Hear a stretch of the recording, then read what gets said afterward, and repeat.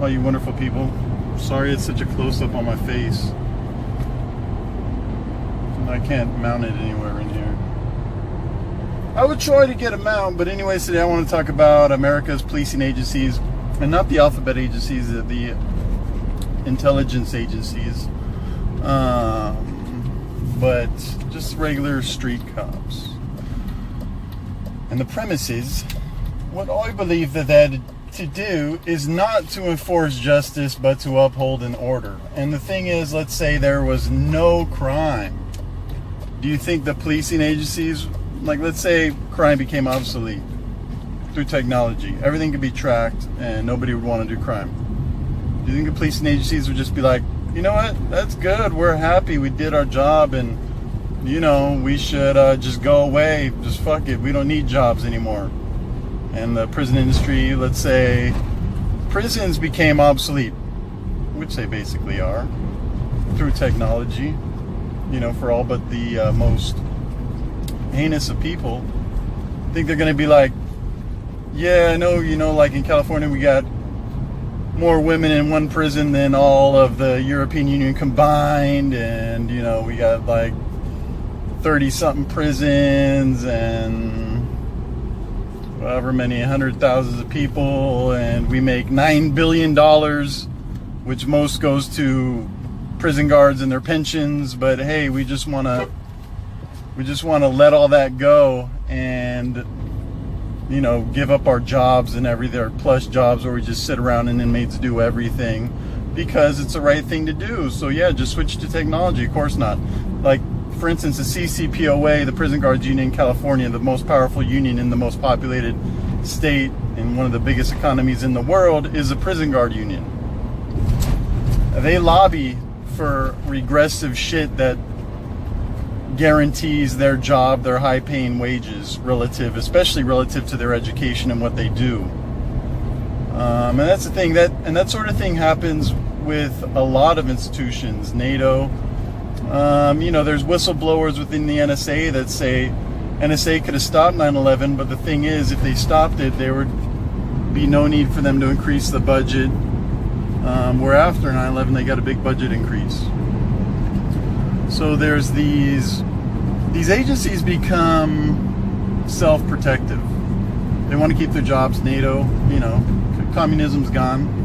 People want to keep their plush jobs. I touched on that before. So that's just the thing. If they wouldn't, the establishment in America wouldn't want to eliminate crime completely, because the bottom line is policing agencies are there to uphold order. And you witness that when there's protests in Berkeley. You know, you got a bunch of college kids strapped together and police come and just spray them in the face with pepper spray. Straight assault. Run them over on horses. Straight assault. You know, you see that when there's protests outside of Washington or anywhere else, the Democratic Convention back in the day, or on university campuses where, you know, students were killed back in the day protesting Vietnam.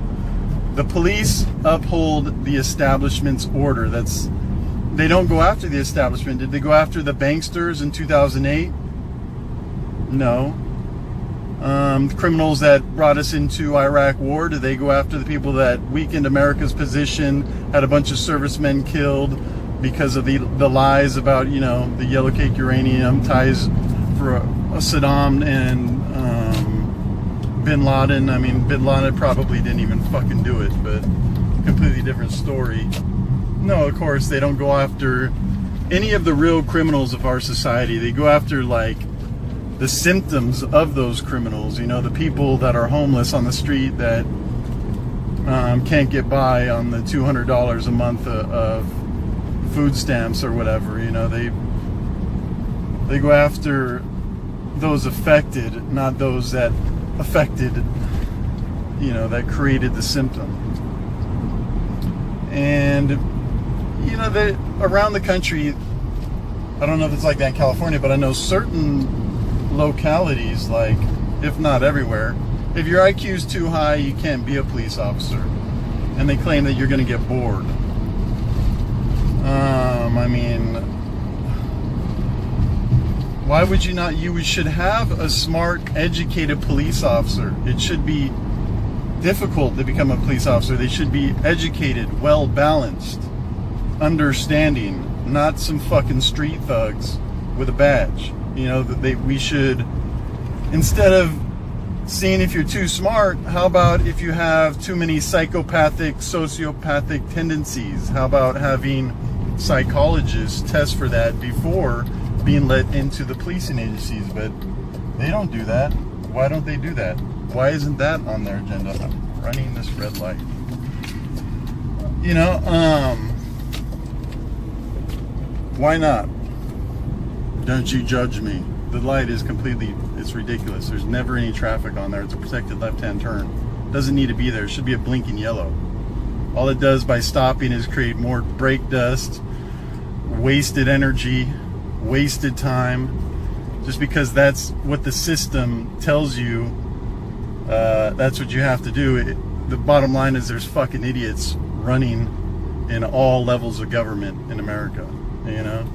And the enforcers are fucking idiots, obviously, because they can't have any smart ones. Oh, you're a police officer. You must not be that smart then, are you? Sorry, it just is what it is. You feel all like uppity about your job. Just be real. They don't allow intelligent people in the fucking position.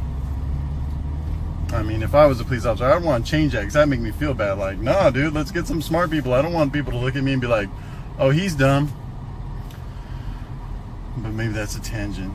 So, well, I'll finish this up later. Police are kept ignorant, and they're not smart. And that's a good thing for the establishment. And this sounds conspiratorial, whatever, but it's just pragmatic. Like, let's say you got a smart woman on the force.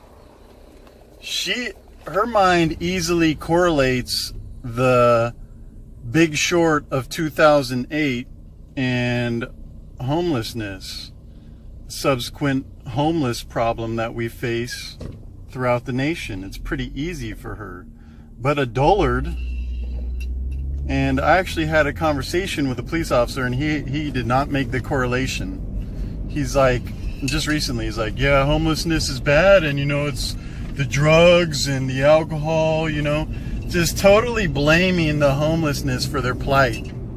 Like, they can't construct a what if, or this guy couldn't, you know? Like, he had all these reasons, and yeah, maybe it should be private industry that helps them. That's what his thing was. It's like complete brainwashing. You look at China, and I've been saying a lot of good things about China, so let me be clear. Fucked up political system, do not have freedom of speech whatsoever, and it's gotten worse lately. Before it was like, if you're a well-known official or public figure and you're talking crap, you could be in trouble. And it's gotten even worse to where people don't even want to talk about politics, is what I've heard. So definitely not a perfect system. But they don't have they have very, very little homelessness. And it wasn't handled by the public sector. And their population is 5 times bigger than ours. And they have less resources, less protected bays, you know, worst position off in the world. I mean, in so many different ways. They've done so much. Oh my God, it's hot. Hold on, I'm sorry. They've done so much more with so much less. And it wasn't the private sector that did it. The thing about them is they are more dynamic. They're not afraid to keep everybody's... They'll find another job. They'll find another job for the people. They'll shut down one place and open up another one. And with us, you know, it's like security, weapons, or nothing. So these people all want to keep their job within these, you know, us against them divided agencies, where it's NATO, we need to protect you. It's police, we need to protect you. Because if they disappear, if those problems disappear, there's nowhere else for these people to go. If the problems in America pays to have problems through these agencies, where China says, okay, this is no longer a problem, we're shutting this down, and now we're going to put these people into building infrastructure and to doing some other positive good. But we have, you know, certain agencies that have influenced too much our establishment, our government, to have any other money for anywhere else. It's helping American oil companies and the British ties and Israel expand or nothing. So we're a snake eating our own tail. This is what it has to be. We have to do this. We can't do anything else. And basically, it's made America have moved towards a third world model. Everything else is crumbling. Social services suck. People are stressed out. And but like I said, since 2001, the military budgets or Pentagon budgets increased by 40%. They're doing good. Black budgets, trillions come up missing. Nobody's protesting. No anti-war protests like back in the day. It's just basically you see that these things don't add up. It's another thing if you sit down and investigate and see, basically what's outlined in the new Jim Crow. That person made sense of it. Before that book came out, before that understanding came out, I went and dived into just figures on crime statistics, on the drug war, and how they did it, and why certain, black people ended up, seeing their communities busted up, and the 100-to-1 crack cocaine law, and the only way for them to get out of it was to tell on their friends and neighbors. And I saw everything. I saw how ridiculous and unjust it was, and how backwards it was in committing and in creating more poverty, more crime, more desperation, more suffering. But I didn't have an answer. And the girl that wrote the new Jim Crow, the woman, I believe it was a woman that wrote that book. I haven't read it, but just that philosophy, that understanding through other people has, found its way to me.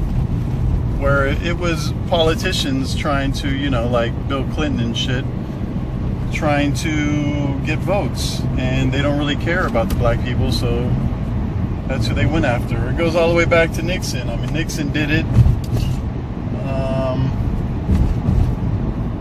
They went after blacks and hippies. Look at hippie. Why would hippies be made fun of? Why would hippies be so attacked? Because they're outside the system, and those hallucinogenics can help you break the paradigm that this society has thrust upon you, and so they're awake. It's just it's another way of being awake, and if you're out. The thing is, we're not in a free country. If we were in a free country, we could operate outside that capitalist system. We could go into the forest and live. But if you go into some random forest and build a house, they're kicking your ass off of it. If you try to have a hippie commune, you're a motherfucking red commie bastard and need to go to prison or, whatever. They're going to kick you off. You ain't having no communes in America. This ain't a free country. You got to be inside the capitalist system. You got to be feeding that banking structure. You got to be feeding the IRS, which is connected to that banking structure. You got to feed the nation's interests off the money that they lent the nation that it can never be paid back. That inflates the housing. You make real money and give it to them. They lend out funny money, and you give them your real earned hard cash, because money is time in the abstract. You spend time, you make money. You can hold money, you can't hold time. There's 168,400 seconds in a day. And each tick that goes, you can never take back. But if you can somehow transfer it into the form of money, you can hold that money and use it to facilitate, your future. So that is your time, that is your value, and the banking system has just been allowed to steal it. And the Rothschilds are the ones that made it. Like I said yesterday, the only time they were in my book was one cynical book. Any of my books I ever read was one cynical book, and just talked about how successful they were. They're hidden. It's in the hidden history. But that banking system enslaves, and of course, why would they want intelligent people figuring that out? They want subservient, passive sheep, and that's why they have us focused on things like Russia and Donald Trump's, penis size and his sex life. They investigate his sex life, and all they come out with is, who knows if they probably corrupted the girl. It's probably special interests that went after Donald Trump and paid her to talk. Who knows? And all they could come up with was a porn star. I mean, his wife posed nude with other chicks. His wife just married a fucking sugar daddy, and now she's the first lady. That just is what it is. She went out to get a free ride, and now she's a first lady. And that's been his MO. He's gone through, he changes wives like t-shirts, basically. You know, like, who gives a fuck if, sorry, but if he's rich, or, you know, he has money. So it's not a surprise that he's going to be messing with less than more, you know, the average, not less than, but different than the average Christian girl or whatever. Like, who gives a fuck? But the stupider you are, the more likely you're going to watch that. So that's a good thing. So why not poison us? And why not keep the police dumb too? But anyways, that is the police. I mean, the police rather sit on a three-way stop sign where there's nobody around, hoping to catch a citizen not coming to a complete stop, than they would be investigating, you know, the criminals at the top that have ruined our nation and ruined the world.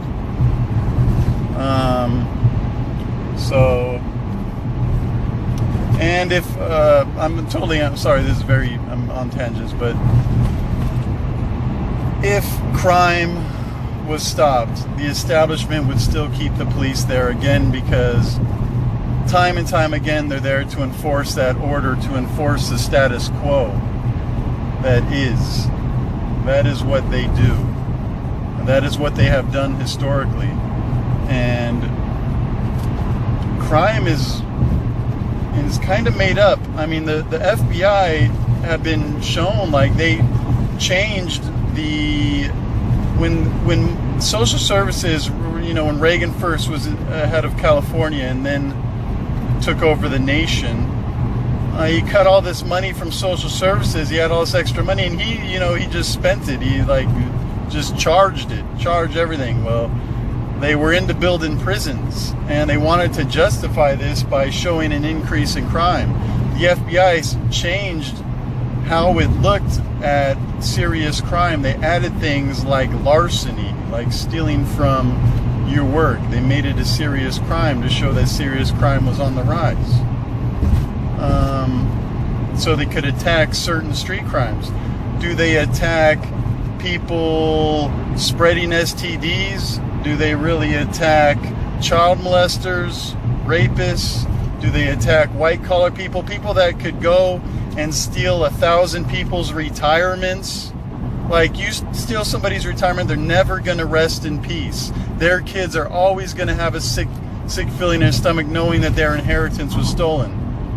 Their parents are going to die knowing that they failed, that they had to eat fucking cat food.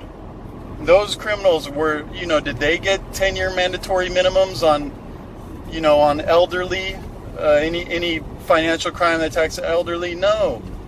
It's the guy in the ghetto got a 10-year enhancement for a carjacking. Who's the person most likely to be carjacked? A black guy in the inner city making under $60,000 a year. It's crime that doesn't even affect white people, majorly. So, do they go after drunk drivers? Drunk driving, when we look at statistics, it's way more substantial, killing way more babies, way more women, way more innocent people than random street crime. Random street crime is anomalous.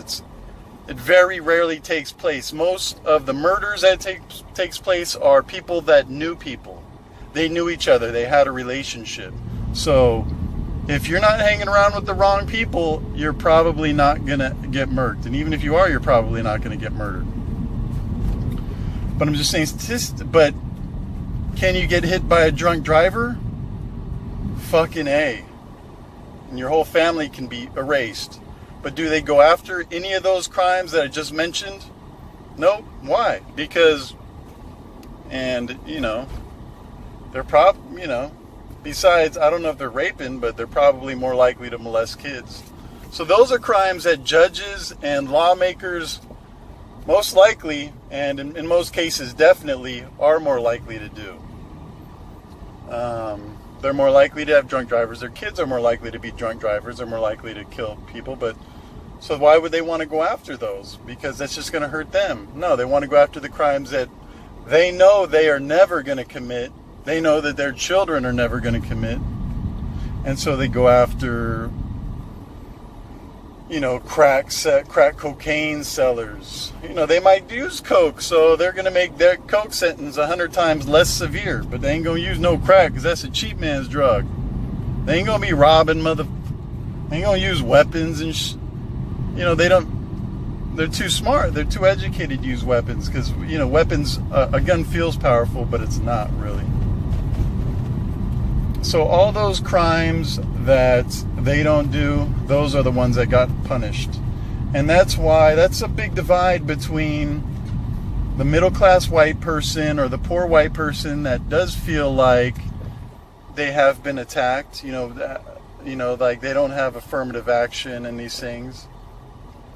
They don't know that there's been all these real structures set against minorities within America, and so it makes it rightfully they feel unfair because they're ignorant. They don't know, and they feel like it is unfair. They feel attacked, and the system likes it that way. It's divide and rule, keep us focusing on each other, and then so the white people all go to the Republicans, the minorities go to the Democrats, and now this fake-ass two-faction, one-party system can function without, anybody getting up in arms because everyone's divided. Nobody can come together for common good. If we came together for the common good, they would be like, oh. But, that's just not happening. And again, the dumber we are, the more likely we won't come together. And so the establishment, the power structure definitely has a rational reason to make us not intelligent.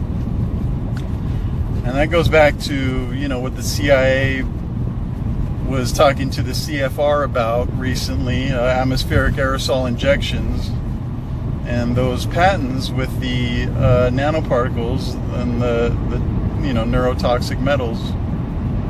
Just saying.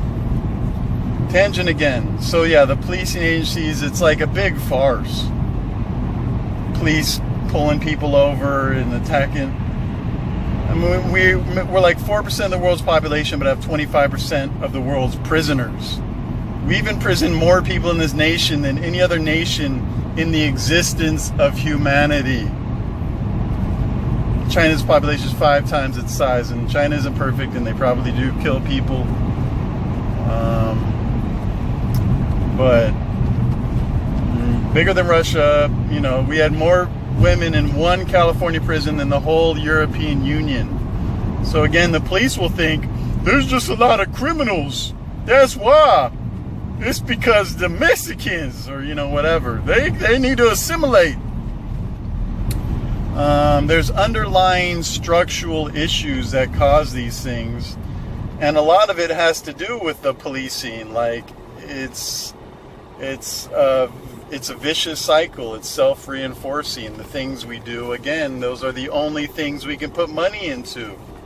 Is where we need to be protected from the criminals, or from Russia, or from Iran, from some, that's the only place. Okay, go, motherfucker. Sorry, excuse me. It's the only place where money's gonna go. So it's a sad, sad system. And that's about it. I'm gonna let it go. Have a good day.